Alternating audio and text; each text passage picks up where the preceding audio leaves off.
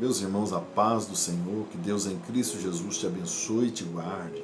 Muito obrigado por essa oportunidade de você estar aí juntamente comigo meditando na palavra de Deus. Quero deixar um texto aqui que se encontra na carta do apóstolo Paulo aos Coríntios, no capítulo 13, versículo 13, que diz: Agora, pois, permanece a fé, a esperança e o amor, esses três, porém o maior destes é o amor. Claro que não vou falar somente sobre o amor, mas fé, esperança e amor. Claro que virtudes, né, que permanecem, que precisam permanecer em nossa vida. Falar sobre isso porque nós estamos vivendo dias difíceis, né, esse vírus que tem se alastrado aí. Até tenho falado no outro vídeo, né, na outra mensagem, sobre a posição da igreja, o que nós devemos fazer, mas também falar sobre essa virtude que permanece. Né? O mundo está em desespero, a sociedade está ansiosa, as pessoas estão preocupadas, mas a igreja tem fé, tem esperança e amor, que Deus está no controle de tudo. Amém? E então aí compartilhar com você essa palavra muito importante, que é essa virtude maravilhosa, a virtude da fé, a virtude da esperança e também a virtude do amor. É o item, né? Claro que o amor é um aspecto do fruto também do Espírito, nós sabemos que é aspecto aí, vamos dizer, o fruto do Espírito, o amor é o fruto do Espírito, mas aqui, claro, nesse texto que nós devemos usar aqui é sobre essa virtude, né, que permanece. E o primeiro item aí que a gente tem aí, nós temos aí a primeira virtude, que é a fé. Não por escala minha, mas o texto fala que permanece a fé, a esperança e o amor. E falando sobre essa primeira virtude, claro que estas virtudes são o segredo, né, para nunca vivermos vazios, secos, né? Porque a fé, ela produz em nossa vida algo tremendo, a esperança também, o amor também, é o poder de Deus, né? A presença de Deus em nossa vida, através da obediência, através da santidade, né? De uma busca. Aleluia, nós somos uma igreja viva e eficaz, uma igreja que está, como como eu falei na outra mensagem, edificada na rocha, edificada em Cristo. Aleluia. E a primeira virtude que nós temos aí é sobre a fé. A fé vou usar essa expressão, é um banquete, né, para Deus, ou seja, que preenche, né, a vontade de Deus quando você exerce essa fé. Olha o que diz aí o texto. Carta aos Hebreus, no capítulo 11, verso 1, diz: Ora, a fé é a certeza de coisas que se esperam e a convicção de fatos que se não veem.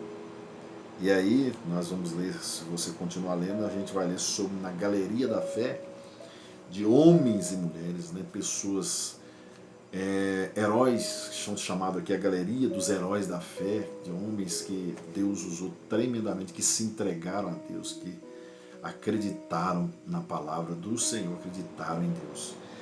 E o versículo 6 diz assim: de fato, sem fé é impossível agradar a Deus. Olha aí, o texto diz que de fato é impossível, né, agradar a Deus sem fé. Sem fé não tem como agradar a Deus. Porquanto é necessário que aquele que se aproxima de Deus creia que Ele existe, que se torna galardoador do que os busca. Então, do que o busca. Então, você quer aproximar de Deus, tenha fé, acredite, porque sem fé é impossível agradar a Deus. Nessa palavra aí, meditando na palavra de Deus aqui também, quero aqui, deixa eu ver, deixar um texto aqui para os irmãos, muito interessante. No Salmo de número Salmo 37, se eu não estiver enganado, irmãos, deixa eu ver aqui. O Salmo de número 37. O Salmo de número 37, ele é o Salmo, né? Dá uma alegria, vamos dizer assim, a passagem, né? A passageira alegria dos ímpios, né? O Salmo ele tenta retratar aqui sobre uma alegria momentânea do ímpio, né? Quando o salmista Davi, ele traz esse salmo, ele escreve esse salmo no Salmo 37, falando sobre, para que a gente não venha se indignar, né, se entristecer com o ímpio, mas ele vem tratar um assunto aqui muito interessante e traz uma palavra sobre fé. Porque eu entendi aqui nesse salmo que a fé ela é uma entrega. Meditando sobre fé, eu entendi que A fé ela é uma entrega total, né, de nossas causas a Deus, né? E nesse salmo eu encontrei aí uma passagem, claro que não estou forçando o texto, né, o contexto, mas vou usar 2 versículos aqui para falar sobre essa questão de entrega, né, da fé. Mas vou ler aqui o primeiro versículo até chegar no versículo 4 e o 5, que diz assim: Não te indigneis por causa das más pessoas, nem tenhas inveja daqueles que praticam a injustiça, pois eles em pouco tempo secarão como o capim e como a relva verde, logo murcharão. Aí o 3 diz: Confia no Senhor, pratica o bem, assim habitará em paz na terra e te nutrirás com fé. Agora o verso 4 e 5 diz assim: Deleita-te no Senhor, e Ele satisfará os desejos do teu coração. Aí o 5 diz: Entrega o teu caminho ao Senhor, confia nele e o mais Ele fará. Aí está aí. Então a fé, claro que nós entendemos também, né, carta do apóstolo Paulo, na primeira carta aos Coríntios, capítulo 2, 12, que fala que a fé também é um dom, né?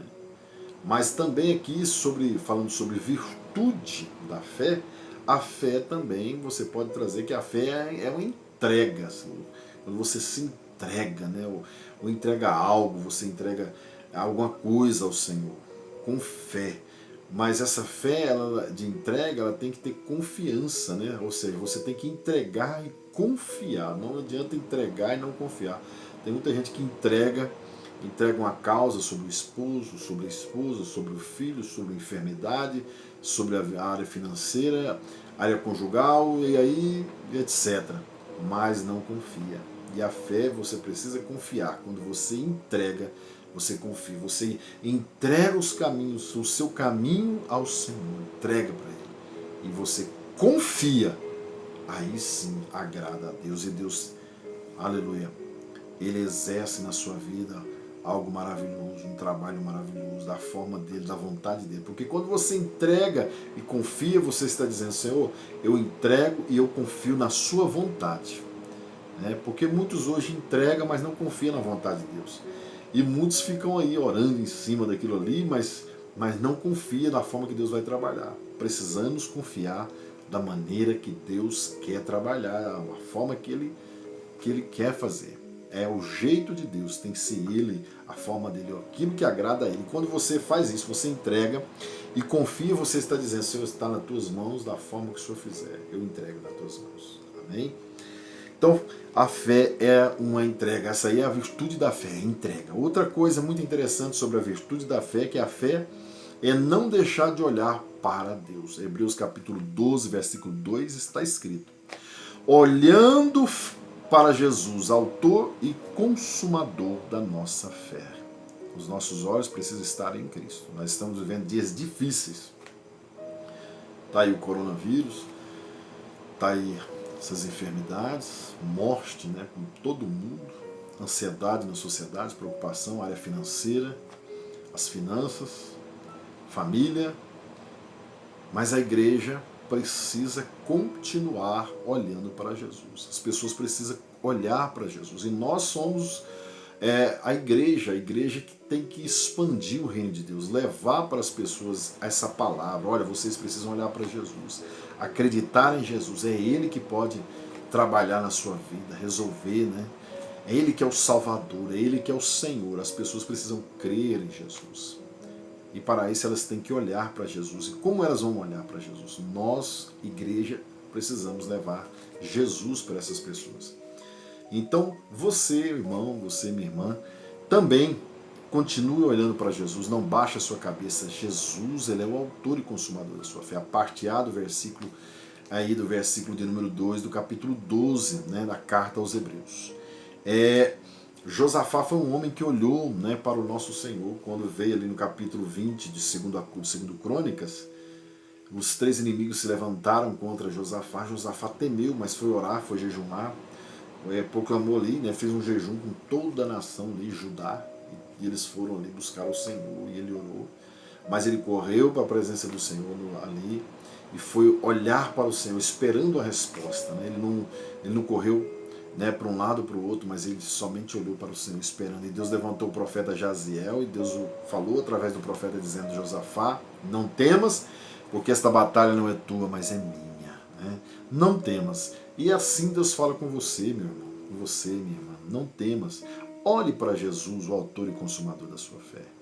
Amém? É somente Jesus, aleluia, que é a solução para tudo na vida do cristão. É Ele, é o Senhor da nossa vida, Ele é o Salvador, Ele é o Criador, Ele é o Senhor, Ele é o Todo-Poderoso. Aleluia. É a Ele que nós entregamos a nossa vida e nós precisamos confiar. E interessante da virtude da fé que também a fé é a maior herança. Interessante isso aqui, é a maior herança que a igreja possui. O Salmo de número 22, o Salmo de número 22 é um salmo messiânico, né? Messiânico, fala sobre o Messias, né?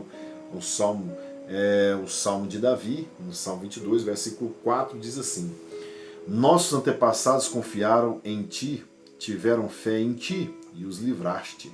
Clamaram a ti e foram libertos. Em ti creram e não se desapontaram. Então a fé também, irmãos, aleluia, louvado seja o nome do Senhor, é uma herança que a igreja recebeu. Pastor, a fé é um dom, sim, mas não estou forçando o contexto e nem o texto. Estou usando esses dois versículos 4 e o 5, não estou forçando o texto, para dizer que a fé é uma herança que nós recebemos. Quando nós lemos ali a galeria dos heróis da fé, falando sobre cada personagem bíblico, homens, né, que tiveram fé, que venceram, que fecharam as bocas de leões, quando a igreja lê para aqueles que obedecem a palavra de Deus, irmãos, nasce no coração aquela fé, não é isso? É como um testemunho que você ouve ali na igreja, ali no templo, a pessoa fala algo e aquilo ali te edifica a sua fé. Então a fé também, eu posso tratar ela aqui como uma herança, né, que a igreja possui. Claro que nós sabemos que a fé é muito mais do que isso, mas a fé aí é a maior herança que a igreja possui. Que você pode glorificar a Deus, você tem essa herança. Você, quando lê sobre os heróis da fé, você pode dizer: eu também tenho fé. Né? Talvez não está naquele contexto de fechar a boca de leões e cair fogo do céu, como aconteceu com Elias, mas muitos milagres, muitas curas, muitas vidas sendo salvas através da sua vida, porque você recebeu essa herança. Amém? Falando sobre essa virtude, também sobre a virtude aí que é a esperança, melhor dizendo, a virtude da esperança. Romanos, né, eu quero ler aqui juntamente com você, Romanos capítulo 5, verso 4, está escrito assim: e a perseverança, a experiência,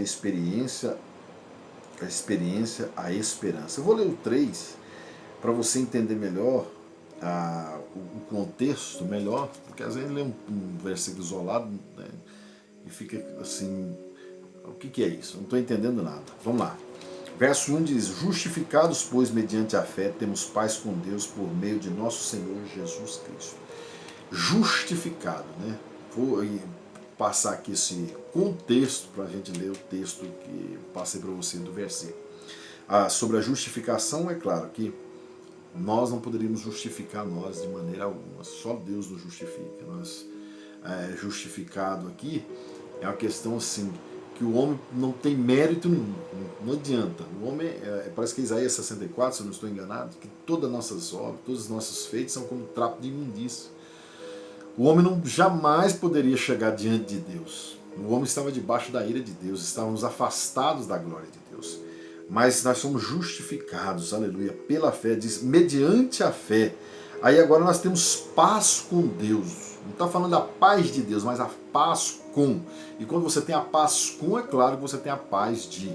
Então a paz com, porque você tinha a ira de Deus. Né? Nós estávamos debaixo da ira, mas através de Cristo Jesus, pela fé em Cristo Jesus, aleluia, do sacrifício de Jesus, agora nós temos paz com Deus e fomos justificados, aleluia, não pelos nossos próprios méritos, mas em Cristo Jesus. Veja bem que diz assim: justificados, pois, mediante a fé, temos paz com Deus por meio de nosso Senhor Jesus Cristo. É por meio de Jesus Cristo, não tem outro caminho.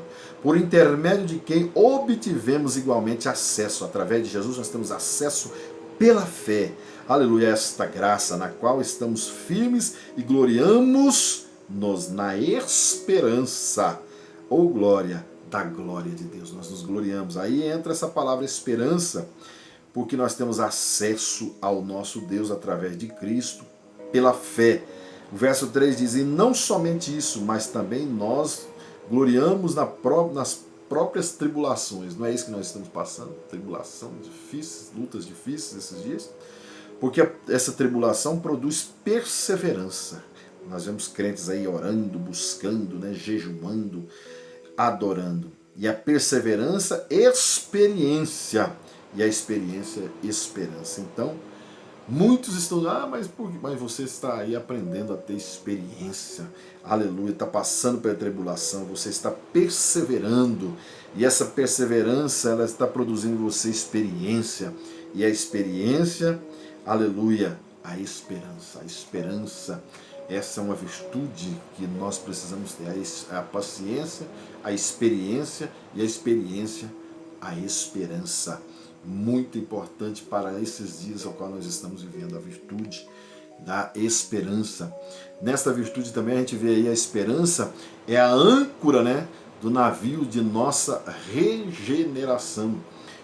Eu vou ler aqui um texto, eu separei aqui, para você ver aqui, Carta aos Hebreus, acredito que é Carta aos Hebreus mesmo, que eu achei muito interessante esse texto.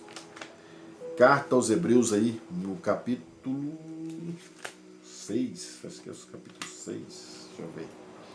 Capítulo 6, isso mesmo, capítulo 6, eu separei aqui esse texto. No capítulo 6, versículo, onde está aqui, versículo 18 e 19. Diz assim, é uma promessa de Deus, né? Que a promessa do Senhor, ela é imutável. Aí o verso 18 diz assim, para que nós que nos refugiamos no acesso à esperança proposta, sejamos grandemente encorajados por meio de duas afirmações imutáveis, nas quais é impossível que Deus minta. O verso 19.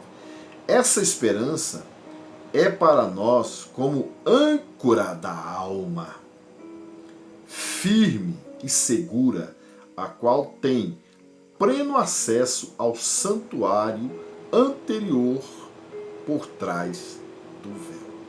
Aqui, veja bem que a esperança para nós é como âncora.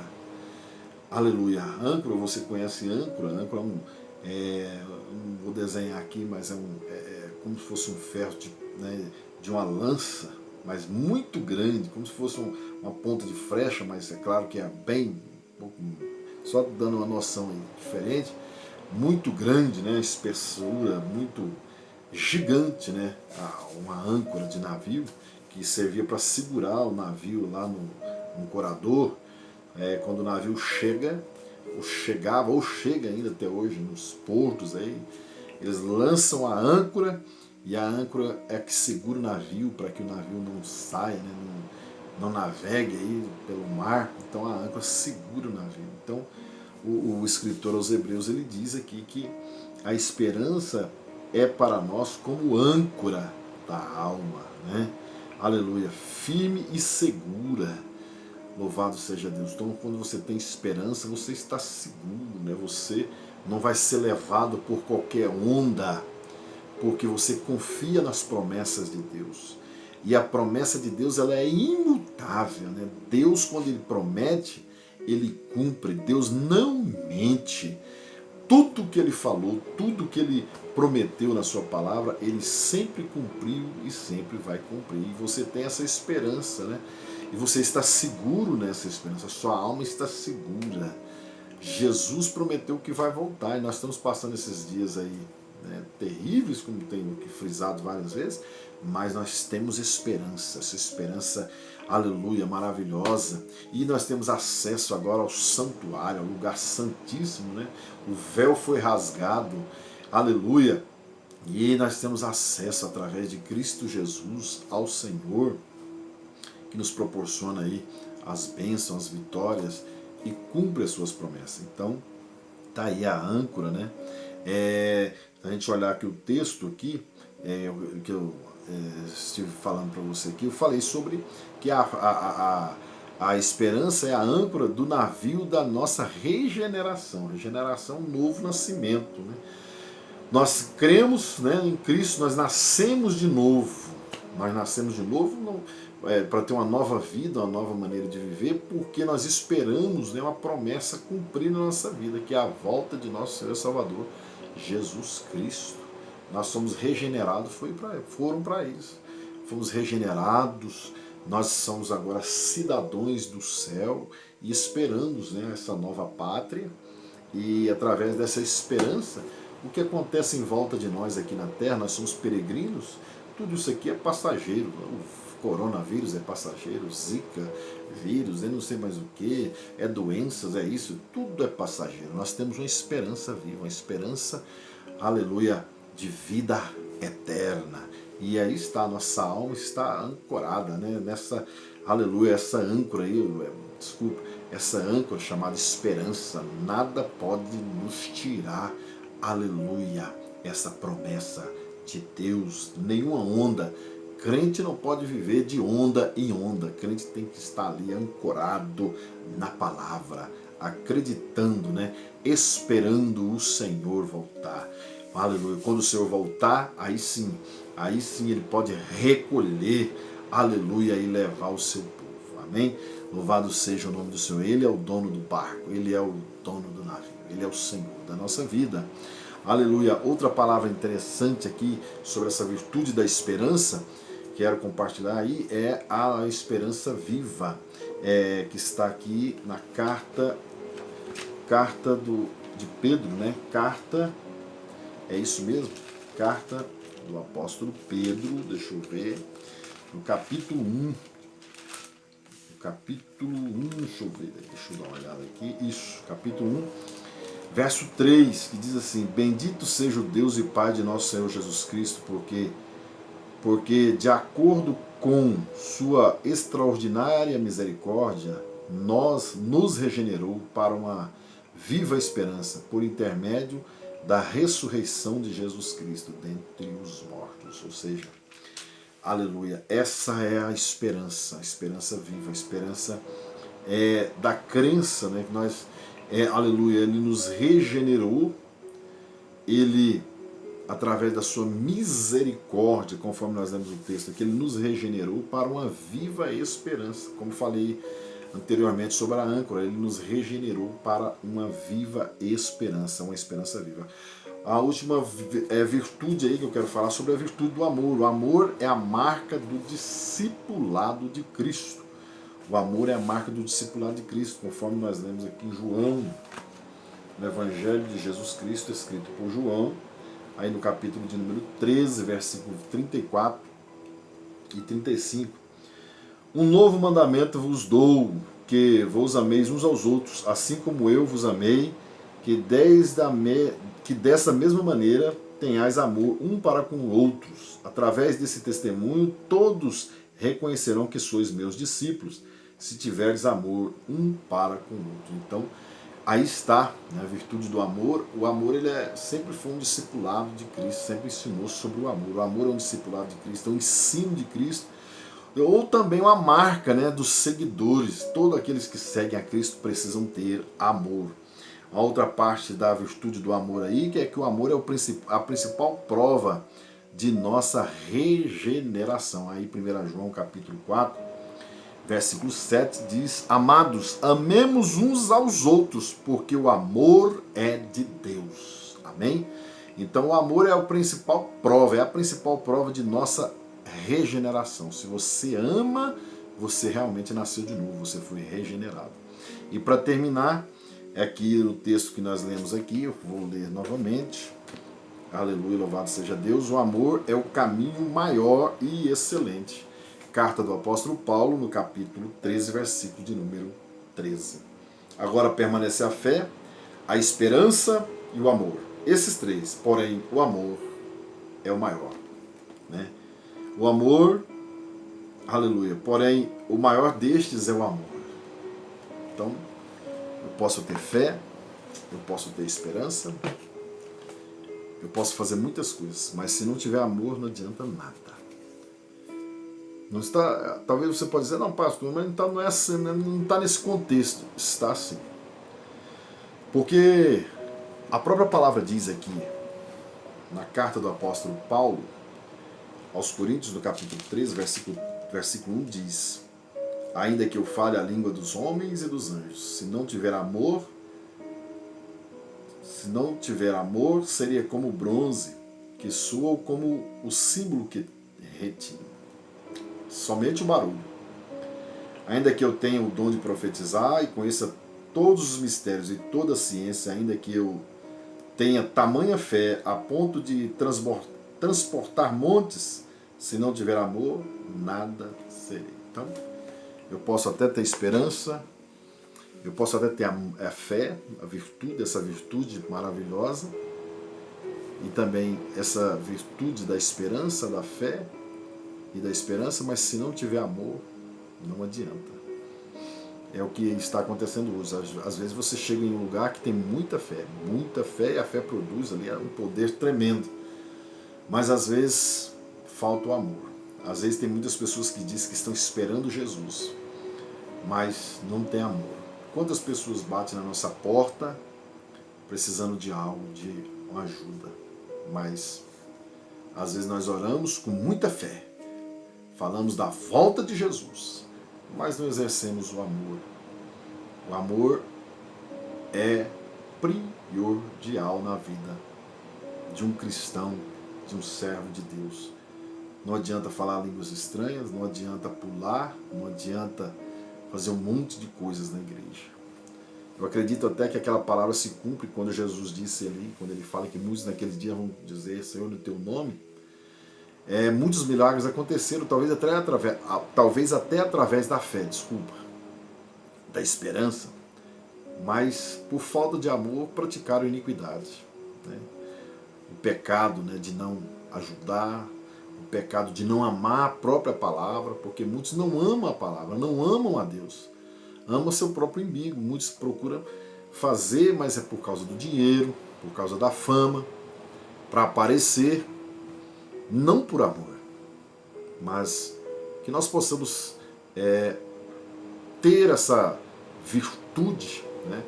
É claro que a fé, aqui, irmãos, é muito interessante também falar sobre isso, que a fé é o fruto do Espírito. Né? A gente não pode deixar de falar sobre isso, que a fé é o fruto do Espírito. É muito importante nós dizer, o amor é o fruto do Espírito. Estou falando sobre fé porque estou lembrando do texto que falei agora. Né? Naqueles dias vão dizer, Senhor, em teu nome, perdão. O amor é o fruto do Espírito. Né? A gente precisamos entender isso. Gálatas capítulo 5, verso 22, diz que o amor é o fruto do Espírito. Né? E nós entendemos também que, embora o amor seja, né, o fruto do Espírito, o aspecto do fruto do Espírito, vamos dizer assim, é uma evidência do novo nascimento. Embora seja o aspecto do fruto do Espírito, é uma evidência do novo nascimento. Quem nasceu de novo precisa exercer o amor. Eu talvez não dê tempo para me te falar aqui, mas você pode ler aí mesmo na carta de 1 João, capítulo 3, verso 10 e 9, e capítulo 5, verso 1, a carta de 1 João, você vai ver sobre o amor, que é uma evidência do novo nascimento. Amém? Que Deus em Cristo Jesus te abençoe, te guarde, te livre de todo mal. Que essas virtudes, né, que essa virtude da fé, da esperança e do amor esteja na sua vida, na minha vida, em nossa vida. Deus em Cristo Jesus te abençoe, te guarde e te dê um final de semana abençoado, em nome de Jesus. A paz do Senhor, que Deus te abençoe.